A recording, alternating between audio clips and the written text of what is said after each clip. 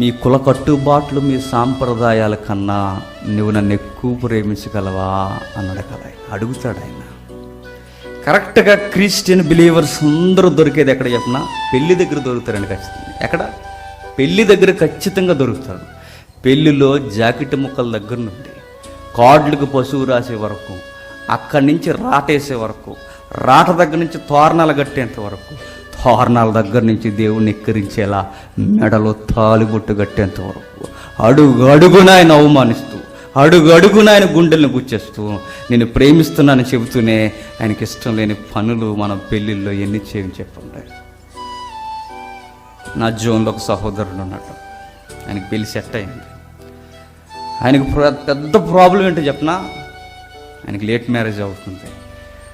ఆయన సవాల్ చేసే ప్రశ్న నేను చెప్పాను, అన్న ఇదైతే ఒక్కో లేకపోతే చేసుకొని అని చెప్పే. చెప్పు సోదరా అని అడిగాడు. తాళగట్టనని చెప్పాను. తాళగట్టమని చెప్పు.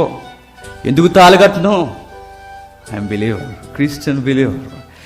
ఏదైతే విగ్రహ సంబంధమైన ఆచారం ఉందో ఈ ఆచారం నా ప్రియునికి నచ్చదు కనుక ఆయనకి ఇంపార్టెంట్ ఇస్తున్నాను. నీ మెడలో ఉన్న ఏదైతే పుస్తులు ఉందో ఆ పుస్తులు ఏదైతే ఉందో ఆది దంపతులకు గుర్తది. అది నా దేవునికి కుమారుడిగా విశ్వాసగా చెప్పుకున్న నేను. ఇది నాకు నిబంధన కాదు. ఇది ఏదైతే ఉందో ఈ లైసెన్స్ నాకు నిబంధన కాదు. నా నిబంధన నేను దేవుని ఎదుటి నీకు మాటిస్తున్నా. చచ్చేంత వరకు నీ చెయ్యొదలను. నేను దేవుని ఎదుటి నిన్ను పెళ్లి చేసుకుంటున్నా. చచ్చేంత వరకు నేను వదలనని మాటిచ్చి క్రైస్తవ వివాహం సంతకం పెడతానని చెప్పాడు. కానీ విషయం ఏంటో చెప్పినా, వారు కన్వర్ట్ అయిన క్రిస్టియన్స్ జీర్ణించుకోవడం చాలా కష్టం, ట్రబుల్ అవుతుంది, చాలా ఇబ్బంది అవుతుంది. తాళి కట్టకపోతే ఎలా, తాళి లేకపోతే ఎలా, ఈ ఎన్ని క్వశ్చన్స్ ఎన్ని రేజ్ అవుతున్నాయో. పళ్ళు బిగించుకుని అన్న చెప్పాల్సిన మాట ఏంటి చెప్పినా, అయితే పెళ్ళి వద్దు, అవసరం లేదు, నా ప్రభువుకి ఇష్టం లేకుండా పెళ్ళి ఏం అవసరం లేదు. ఎలాగ ఇక్కడ దాకా ఈడ్చుకొచ్చేసాం బండి, గట్టిగా ముక్కు మూసుకుంటే ఒక 10 years దాటితే ఇంక ఏ రంగు ఉండదు, పొంగు ఉండదు, అన్నీ అయిపోతాయి. ఆ మాత్రం దానికి ఇంకెందుకు అని చెప్పే అన్న. ప్రస్తుతానికి ఊగిసలట ఆయన కొరకు మీరు ప్రార్థన చేయండి. ఆయన తాళి కట్టకూడదని చేయండి. క్రైస్తవ వివాహం ఏంటో చెప్పనా, ఎదుటి నిలబడిన ఎవరైతే ఉందో, నువ్వు దేవుని చేత ఏర్పాటు చేయబడిన ఆ పిల్ల ఎవరైతే ఉందో, ఆ పిల్ల ఎదురుగా నిలబడినప్పుడు కళ్ళలో కలబెట్టి చూసి బైబిల్ చేతులతో పట్టుకుని చెప్పే, ఆ బైబిలే నీకు నిబంధన, ఆ పైన ఉన్న దేవుడే నీకు సాక్షి. ఎవరు సాక్షులు మనకు అవసరం లేదు. ఆ బైబిల్ ఎలా పట్టుకొని, నాది ఊహించుకోకండి, మీరు జాతకం వినండి. ఆ బైబిల్ ఎలా పట్టుకొని ఆ అమ్మాయి కళ్ళల్లో చూస్తూ చెప్పండి, చనిపోయేంత వరకు నీకు చేయదున్నాను, ఆ దేవుడు నాకు సాక్షి, ఇదే మనకు నిబంధన గుర్తు, లీగల్గా సంతకం పెట్టి ఇదే పెళ్ళి.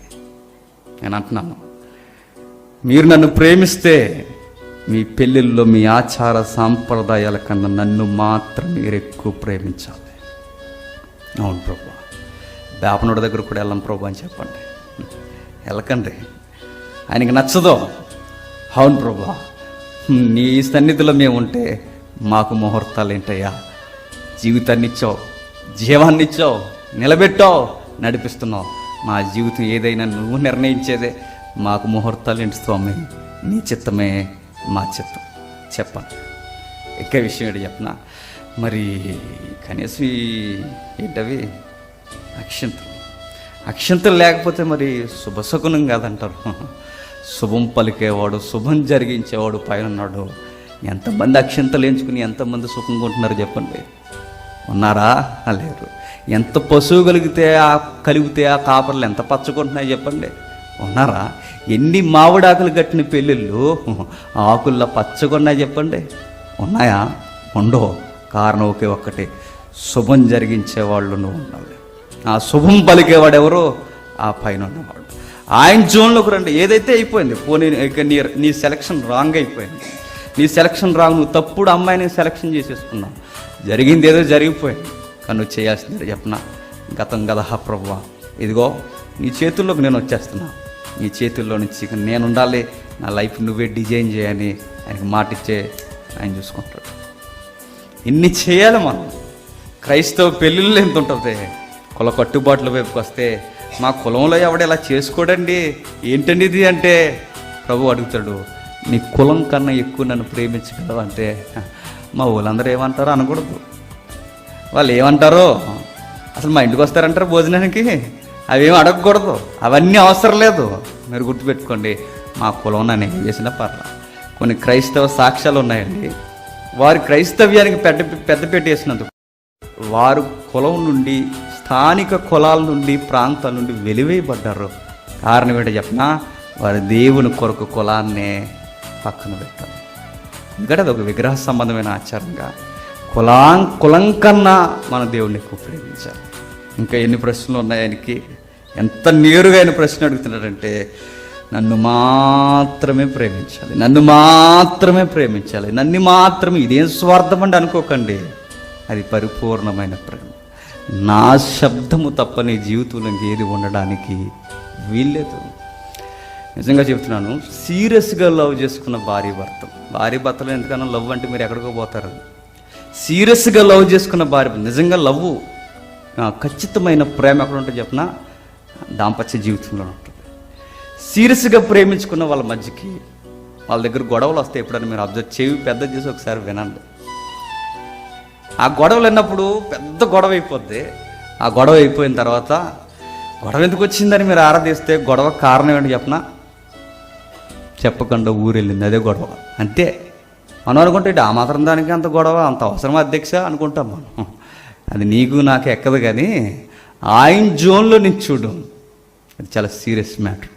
నువ్వు ఎక్కడికి వెళ్ళినా నాకు చెప్పి వెళ్ళాలి. ఇది ఎంత వాస్తవమో దేవుడు కూడా కోరుకునేది ఏంటి చెప్పిన, నాకు తెలియకుండా, నాకు చెప్పకుండా నీ హృదయంలో ఈ నాకన్నా ఎక్కువగా ఏది ఉండడానికి వీలేదు. బైబిల్ అంతా పిండేయండి, బైబిల్ అంతా పిండేస్తే బైబిల్ నుంచి వచ్చేది ఏంటి చెప్పిన, ఆయనట పరిపూర్ణముగా ప్రేమించాలట. అదేనట మొదట ఆజ్ఞ. ఆయన్ని మాత్రమే పరిపూర్ణంగా సంపూర్ణముగా ప్రేమించాలట. అలా ప్రేమించేవారు ఆయనకి కావాలట. వాళ్ళేనట విశ్వాసులు.